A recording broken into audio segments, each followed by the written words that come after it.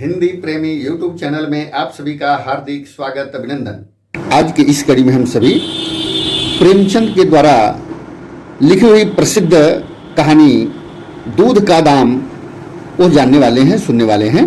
आइए हम सभी दूध के दाम को जानते हैं। यह कहानी एक ग्रामीण परिवेश से जुड़ा हुआ एक जमींदार के घर का है, जो एक दाई के रूप में काम करने वाली भूंगी और गुद्दड़ पर आधारित है। उसका जो बेटा मंगल है और जमींदार महेश नाथ बाबू का बेटा सुरेश से संबंधित यह प्रसंग पर आधारित यह कहानी बहुत ही रोचक है और अंत में दूध का दाम की सार्थकता महसूस होती है। आइए हम सभी विस्तारपूर्वक जानते हैं।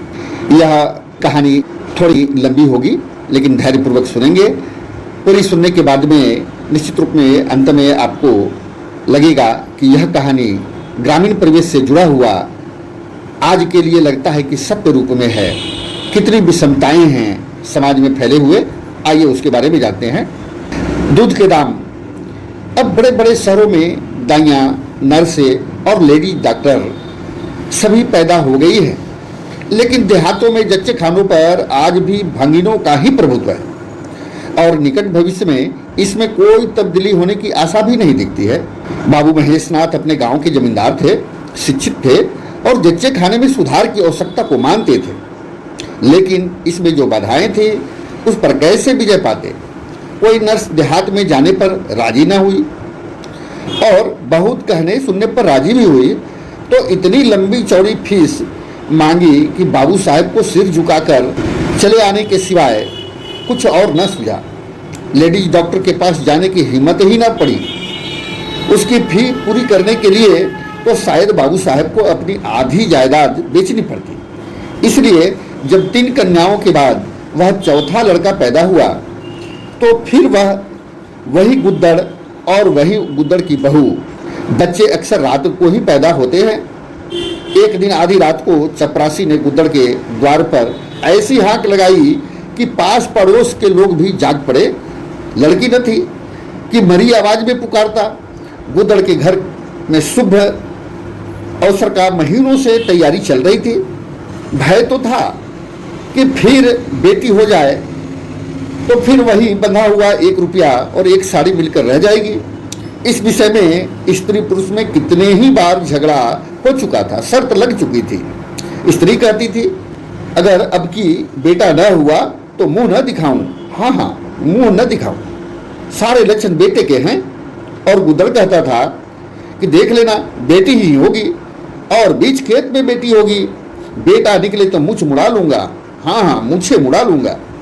शायद गुद्दड़ समझता था कि इस तरह से अपनी स्त्री में पुत्र कामना को बलवान करके वह बेटे की आवाई के लिए रास्ता साफ कर रहा है।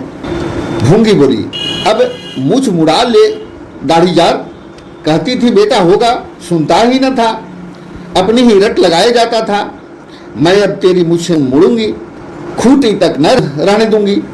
गुद्दड़ कहता अच्छा मुड़ लेना भले मानस, मुझे क्या फिर निकलेगी ही नहीं। तीसरे दिन देख लेना, फिर ज्यों कहते हूँ, मगर जो कुछ मिलेगा उसमें आधा रख लूंगा, कहे देता हूँ। भूंगे ने अंगूठा दिखाया और अपने 3 महीने के बालक को गुद्दड़ को सुपुर्द करते हुए सिपाही के साथ चल खड़ी हुई। गुद्दड़ ने पुकारा अरे सुनो तो, कहाँ भागी जाती है? मुझे भी बधाई बजाने जाना है, इसे कौन संभालेगा? भूंगी ने दूर से ही कहा इसे वहीं धरती पर सुला देना, मैं आकर दूध पिला जाऊंगी। महेश नाथ के यहाँ अब भी भूंगी की खूब खातिरदारियां होने लगी। सवेरे हरीरा मिलता, दोपहर में पूरियां और हलवा, तीसरे पहर को फिर और रात को फिर गुद्दड़ को भी भरपूर परोसा जाता था। भूंगी अपने बच्चे को दूध 1-2 बार से ज़्यादा न पिला सकती थी, इसके लिए ऊपर से दूध का प्रबंध था। भूंगी का दूध बाबू साहब का भगवान बालक पीता था और यह सिलसिला 12वें दिन भी बंद न हुआ। मालकिन मोटी ताजी देवी थी, पर अब की कुछ ऐसा संयोग हुआ कि उन्हें दूध ही न हुआ। तीनों लड़कियों के समय इफरात दूध होता था कि लड़कियों को बदहजमी हो जाती थी। अब की एक बूंद नहीं है भूंगी दाई भी थी और दूध पिलाई भी। मालकिन कहती, भूंगी हमारे बच्चे को पाल दे, फिर जब तक तू जिए बैठी खाती रहना, 5 बीघे जमीन का माफी दिलवा दूंगी, नाती पोते तक चैन करेगी। और भूंगी का लाड़वा ऊपर का दूध हजम न कर सकने के कारण बार बार उल्टी कर देता, दिन दिन दुबला होता था। भूंगी कहती, बहू जी मुंडन में चूड़े लूंगी, कह देती हूँ। बहू जी उत्तर देती, हाँ हाँ चूड़े लेना भाई, धमकाती क्यों हो, चांदी के लेगी या सोने के? वाह बहू जी, चांदी के चूड़े पहन के किसे मुंह दिखाऊंगी और किसकी हंसी होगी? अच्छा भाई सोना ही लेना, कह तो दिया। और ब्याह में कंठे लूंगी, चौधरी गुद्दड़ के लिए हाथों के तोड़े, वह भी लेना, भगवान वह दिन तो दिखाए। घर में मालकिन के बाद भूंगी का राज था। महरियां, महाराजिन, नौकर चाकर सब उसका रौब मानते थे। यहाँ तक कि खुद बहू जी भी उससे दब जाती थी। एक बार तो उसने महेशनाथ को भी डांटा था, हंसकर टाल गए। बात चली थी भंगियों की। महेशनाथ ने कहा, दुनिया में और चाहे जो कुछ हो जाए, भंगी भंगी ही रहेंगे, इन्हें आदमी बनाना कठिन है। इस पर भूंगी ने कहा था, मालिक भंगी तो बड़े बड़े को आदमी बनाते हैं, उन्हें कोई क्या आदमी बनाए। यह गुस्ताखी करके किसी दूसरे अवसर पर भले भूंगी के सिर के बाल बच सकते थे, लेकिन आज बाबू साहब ठठाकर हंसे और बोले, भूंगी बात बड़े पत्ते की कहती है। भूंगी का शासन साल भर से आगे न चल सका।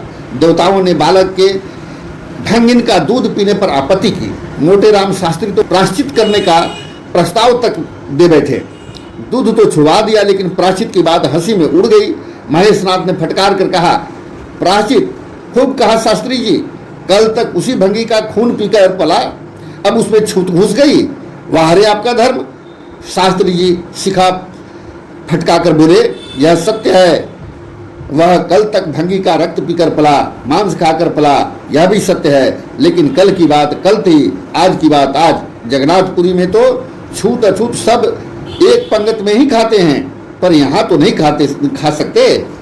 बीमारी में तो हम भी कपड़े पहने खा लेते हैं, खिचड़ी तक खा लेते हैं बाबूजी, लेकिन अच्छे हो जाने पर तो नियम का पालन करना ही पड़ता है। आप धर्म की बात न्यारी है। तो इसका अर्थ यह है कि धर्म बदलता है, सब कुछ, कभी कभी कभी कुछ और क्या। राजा का धर्म अलग, प्रजा का धर्म अलग, अमीर का धर्म अलग, गरीब का धर्म अलग। राजे महाराजे जो चाहे खाएं, जिसके साथ चाहे शादी विवाह रचाएं, उनके लिए कोई बंधन नहीं। समर्थ पुरुष है, बंधन तो मध्यम वर्ग वाले के लिए है। प्रायश्चित तो न हुआ, लेकिन भूंगी को गद्दी से उतरना पड़ा। हाँ, दान दक्षिणा इतना मिला कि वह अकेले न ले जा सकी और सोने के चूड़े भी मिले।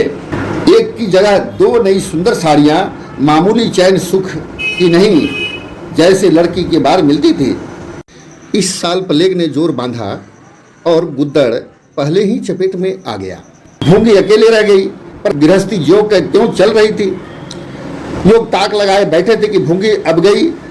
फला भंगी से बातचीत हुई, फला चौधरी आए, लेकिन भूंगी कहीं न गई और कहीं न गई।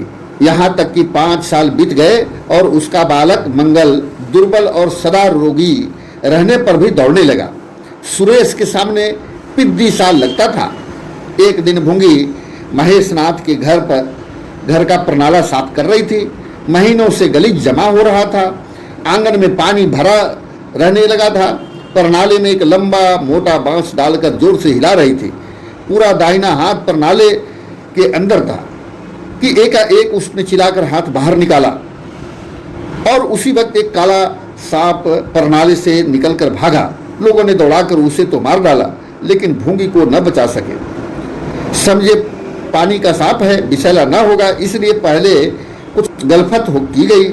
जब विष देह में फैल गया और लहरें आने लगी, तब पता चला कि वह पानी का सांप नहीं, गेहुअन था। मंगल अब अनाथ हो गया था। दिन भर महेश बाबू के द्वार पर मंडराया करता था। घर में इतना जूठन बचता था कि ऐसे ऐसे 10-5 बालक पल सकते थे। खाने की कोई कमी न थी। हाँ, उसे तब बुरा लगता था जब उसे मिट्टी के सकोरे में ऊपर से खाना दिया जाता था।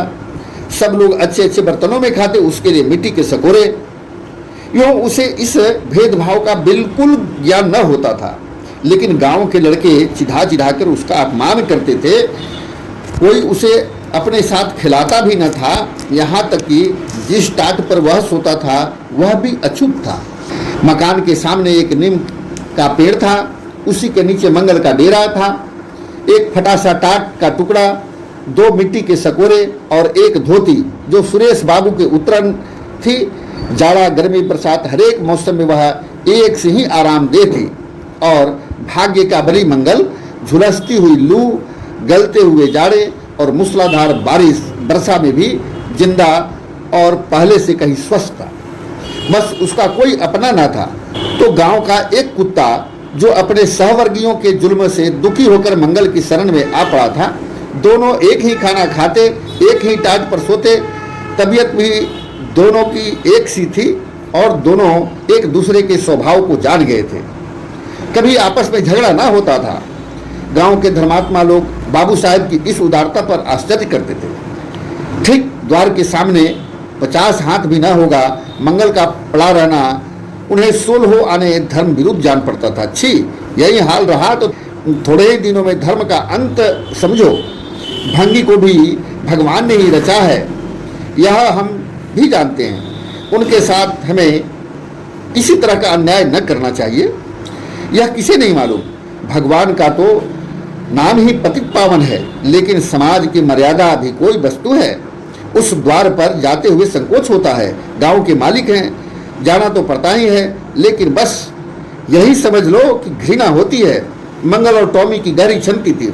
मंगल कहता, देखो भाई टॉमी, और जरा खिसक जाओ, आखिर मैं कहाँ लेटूं, सारा टाट तो तुमने घेर लिया है। टॉमी कूं कूं करता दुम हिलाता और खिसक जाने के बदले ऊपर चढ़ाता और मंगल के मुंह चाटने लगता। शाम को वह एक बार रोज अपना घर देखने और थोड़ी देर रोने के लिए जाता। पहले साल फूस का छप्पर गिर पड़ा, दूसरे साल दीवार गिरी और अब केवल आधी आधी दीवारें खड़ी थी, जिनके ऊपरी भाग नोकदार हो गया था।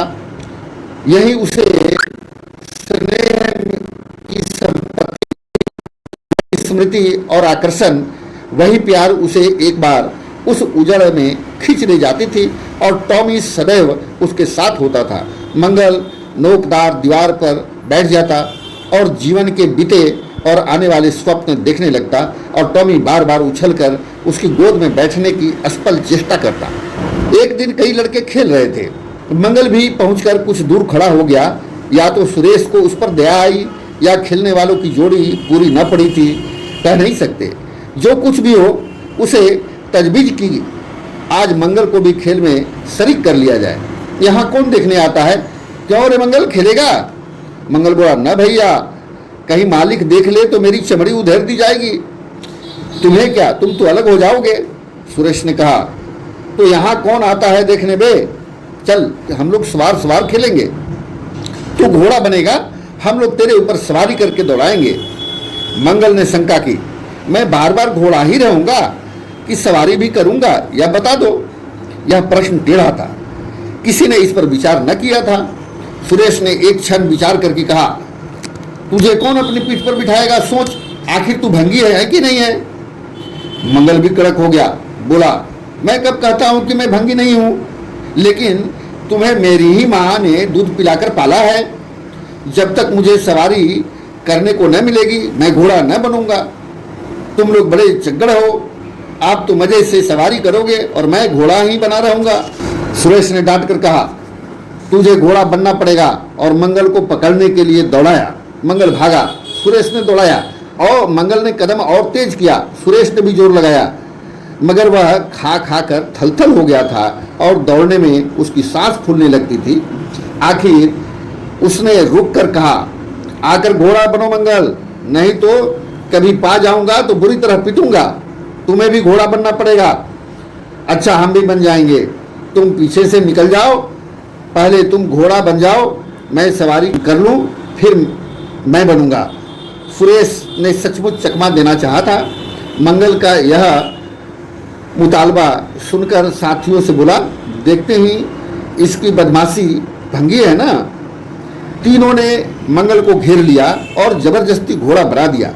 सुरेश ने चटपट उसकी पीठ पर आसन जमा लिया और टिक टिक बोला, चल घोड़े चल। मंगल कुछ देर तक तो चला, लेकिन उस बोझ से उसकी कमर टूटी जाती थी। उसने धीरे से पीठ सकोड़ी और सुरेश की रान के नीचे से सरक आया। सुरेश महोदय लद्द से गिर पड़े और भोंपू बजने लगी। माँ ने सुना सुरेश कहीं रो रहा है। सुरेश कहीं रोए, ये तो उनकी कानों में जरूर भनक पड़ जाती थी और उसका रोना बिल्कुल निराला था, जैसे छोटे लाइन के इंजन की आवाज़। मारी से बोली, देख तो सुरेश कहीं रो रहा है, पूछ तो किसने मारा। इतने में सुरेश खुद आंख मलता हुआ आया। उसने जब रोने का अवसर मिलता था तो माँ के पास फरियाद देकर जरूर आता था। माँ मिठाई या मेवा देकर आंसू पोंछ देती थी। आप तो 8 साल के मगर बिल्कुल गावदी। हद से ज़्यादा प्यार ने उनकी बुद्धि के साथ वही किया था जो हद से ज़्यादा भोजन उसकी देह के साथ। माँ ने पूछा, क्यों रोता है सुरेश, किसने मारा। सुरेश ने रोकर कहा, मंगल ने छू दिया। माँ को विश्वास न आया। मंगल इतना निरीह था कि उससे किसी तरह की शरारत की आशंका न होती थी, लेकिन जब सुरेश कसमें खाने लगा तो विश्वास करना लाजिम हो गया। मंगल को बुलाकर डांटा, क्यों रे मंगल, अब तुझे बदमाशी सूझने लगी।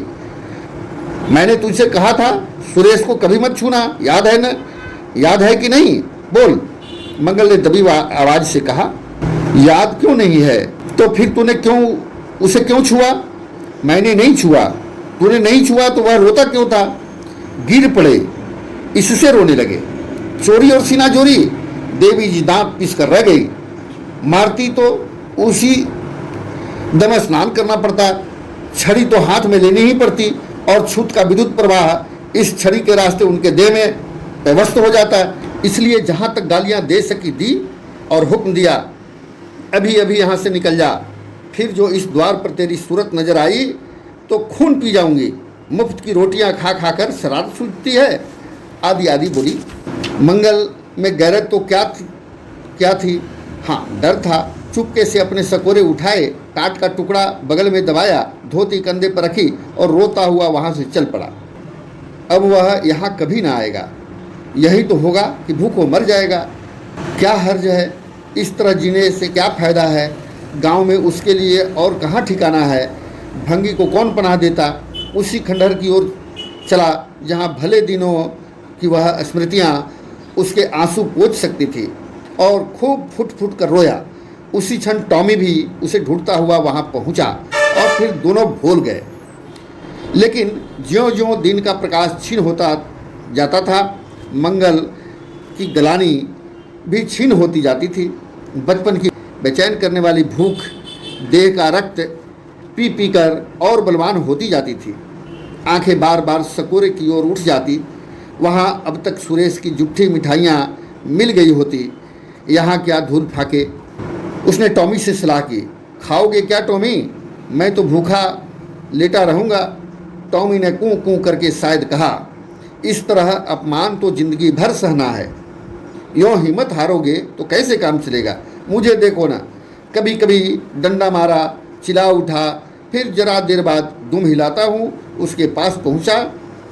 हम तुम दोनों इसलिए बने हो भाई, मंगल ने कहा। तो तुम जाओ, जो कुछ मिले खा लो, मेरी परवाह न करो। टॉमी ने अपनी स्वान भाषा में कहा, अकेले नहीं जाता, तुम्हें साथ लेकर चलूँगा। मैं नहीं जाता तो मैं भी नहीं जाता। भूखे मर जाओगे तो क्या तुम जीते रहोगे। मेरा कौन बैठा है रोएगा। तो यहाँ भी यही हाल है भाई। कबार में जिस कुतिया से प्रेम किया था उसने बेवफाई की और अब कल्लू के साथ है। खैरियत यही हुई कि अपने बच्चे साथ लेते गई, नहीं तो मेरी जान गड्ढ में पड़ जाती। 5-5 बच्चे को कौन पालता। एक क्षण के बाद भूख ने एक दूसरे की युक्ति निकाली, मालकिन हमें खोज रही होगी, क्यों टॉमी। और क्या, बाबूजी और सुरेश दोनों की थालियों में घी खूब रहता है और वह मीठी मीठी चीज़, हाँ मलाई, सब का सब घेरे पार डाल कर जाएगा। देखो, हमें खोजने कोई आता है। खोजने कौन आएगा। क्या कोई पुरोहित हो एक बार मंगल मंगल होगा, बस थाली पर नाले में उड़ेल दी जाएगी। अच्छा तो चलो चलें, मगर मैं छिपा रहूँगा। अगर किसी ने मेरा नाम लेकर ना पुकारा तो मैं लौट आऊँगा, यह समझ लो। दोनों वहाँ से निकले और आकर महेशनाथ के द्वार पर अंधेरे में दबकर खड़े हो गए। मगर टॉमी को सब्र कहाँ, वह धीरे से अंदर घुस गया। देखा महेशनाथ और सुरेश थाली पर बैठ गए हैं। बरोठे में धीरे से बैठ गया, मगर डर रहा था कोई डंडा न मार दे। नौकर से बात हो रही थी। एक ने कहा, आज मंगलवार नहीं दिखाई देता, मालकिन ने डांटा था, इससे भागा है। दूसरे ने जवाब दिया, अच्छा हुआ निकाल दिया गया, सवेरे सवेरे भंगी का मुंह देखना पड़ता था। मंगल और अंधेरे में खिसक गया, आशा गहरे जल में डूब गई। महेशनाथ थाली से उठ गए। नौकर हाथ धुला रहा था। अब हुक्का पिएंगे और सोएंगे। सुरेश अपनी माँ के पास बैठा कोई कहानी सुनता सुनता सो जाएगा। अब मंगल की किसे चिंता है, इतनी देर हो गई, किसी ने भूल से भी न पुकारा। कुछ देर तक वह निराश सा वहाँ खड़ा रहा, फिर एक लंबी सांसें खींचकर जाना ही चाहता था कि कहार पत्तल की थाली का जुट्ठन ले आता नजर आया। मंगल धीरे से प्रकाश में आया, मन को कैसे रोके। कहार ने कहा, अरे तू यहाँ था, हमने समझा कहीं चला गया, ले खा ले, मैं फेंकने ही जा रहा था।